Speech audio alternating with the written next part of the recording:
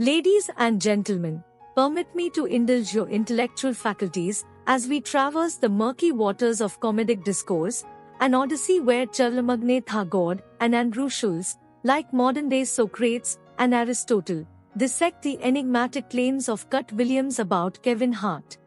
Play the clip, Taylor. Play the clip. Scroll up. Go to Coach Millennial. Scroll up, Taylor. Right. Yeah, play that one. Hollywood has a memory of going to a sold-out Kevin Hart show, there being a line. In 15 years in Hollywood, no one in Hollywood has a memory of going to a sold-out Kevin Hart show, there being a line for him ever getting a standing ovation at any comedy club.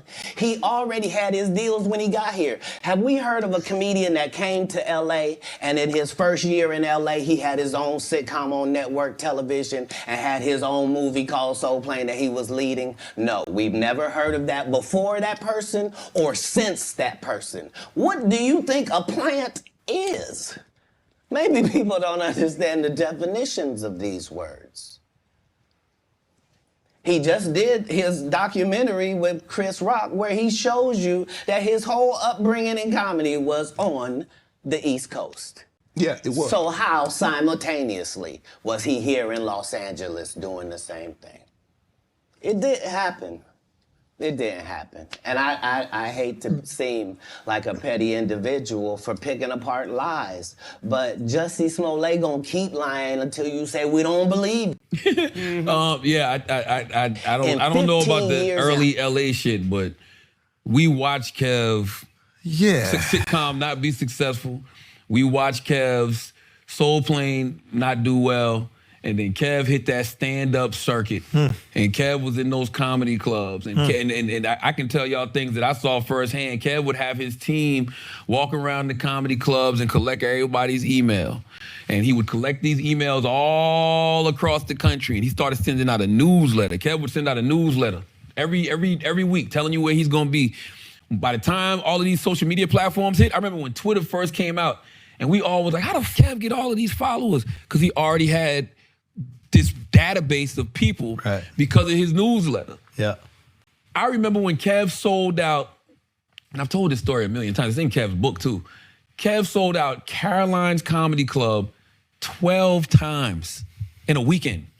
Like he did some unprecedented shit where he had like shows on Wednesday, Thursday, Friday, Saturday, and Sunday, like 3 shows a night or 4 shows a night. It was some crazy, unprecedented number. Kept adding shows. Sold out, packed, lying down the block, and just we backstage, Kevin Duvall going at it like they always do, like just back then, like they, because they was always on the same circuit, going back and forth. Kev looked at Duvall and said, "Hey man, they about to announce my name. When they announce my name, the crowd's gonna go so crazy that I'm not gonna be able to hear you. So we probably should just end this conversation now." And as soon as Kevin said that, coming to the stage.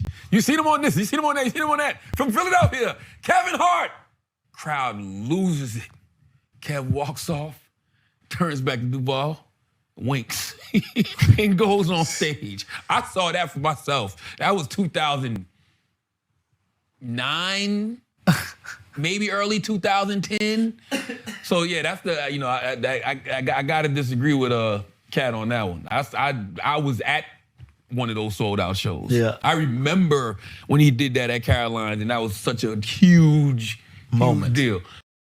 In the amphitheater of conversation, where dialectic prowess reigns supreme, the duo challenges the veracity of Katt Williams' assertions, akin to Galileo challenging the geocentric dogma of his era.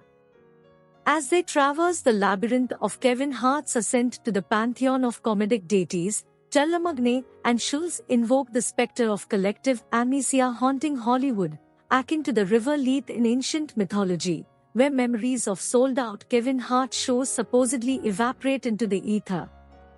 The duo, with the rapier-like wit, dissect the authenticity of Katt Williams' statements, as if scrutinizing a medieval manuscript for the genuineness of its illuminations. A tapestry of Kevin Hart's journey unfurls before our mind's eye, reminiscent of the Sistine Chapel's grandeur. Charlamagne and Schulz, like art historians, elucidate the nuances of Hart's rise, from lucrative deals to the opus magnum of his cinematic oeuvre, soul plane.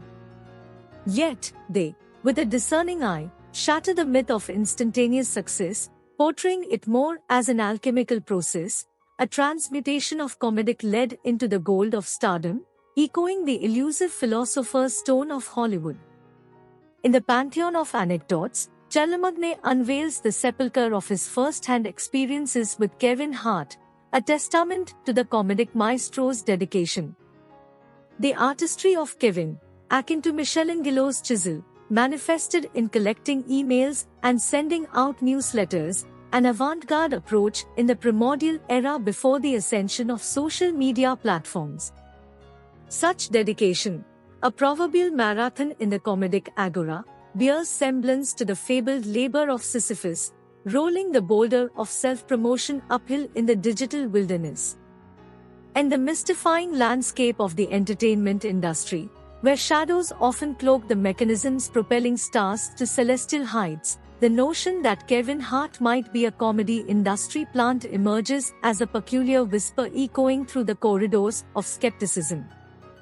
Like a surreptitious character in a Shakespearean drama, this suspicion lurks in the wings, driven by a concoction of speculative conspiracies and the enigmatic nature of Hart's meteoric rise. One strand of this narrative involves the seemingly rapid ascent of Kevin Hart from the comedic trenches to the marbled halls of Hollywood acclaim.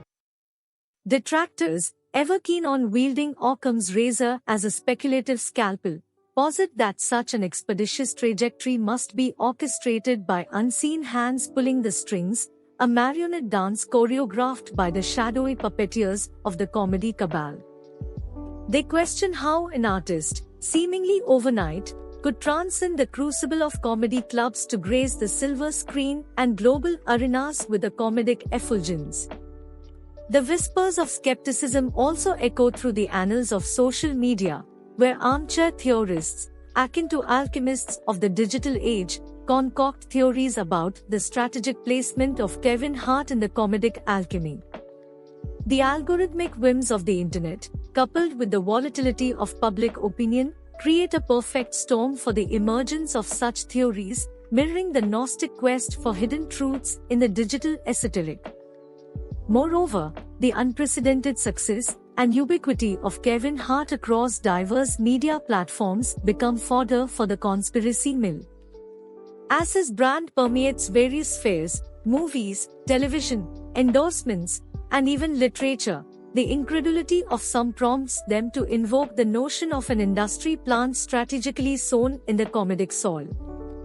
The kaleidoscopic nature of Hart's success, reminiscent of Hermes Trismegistus' famed axiom as above, so below, invites speculation about unseen forces orchestrating his omnipresence.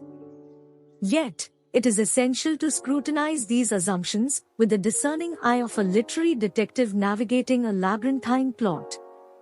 Kevin Hart's journey, though seemingly meteoric, bears the fingerprints of perseverance, dedication, and a strategic understanding of the evolving landscape of entertainment. His ascent is a testament to the alchemical fusion of talent, hard work, and an acute awareness of the zeitgeist, akin to an artist who masterfully strokes the canvas of opportunity. The oratorical prowess of Charlamagne and Schulz crescendos as they recount Kevin Hart's triumphant feat of selling out Caroline's Comedy Club 12 times in a single weekend. This tale, akin to Hercules' 12 labors, is etched in the comedic annals, a testament to Hart's Herculean ability to captivate audiences and fill the halls of laughter with the resonance of his comedic symphony.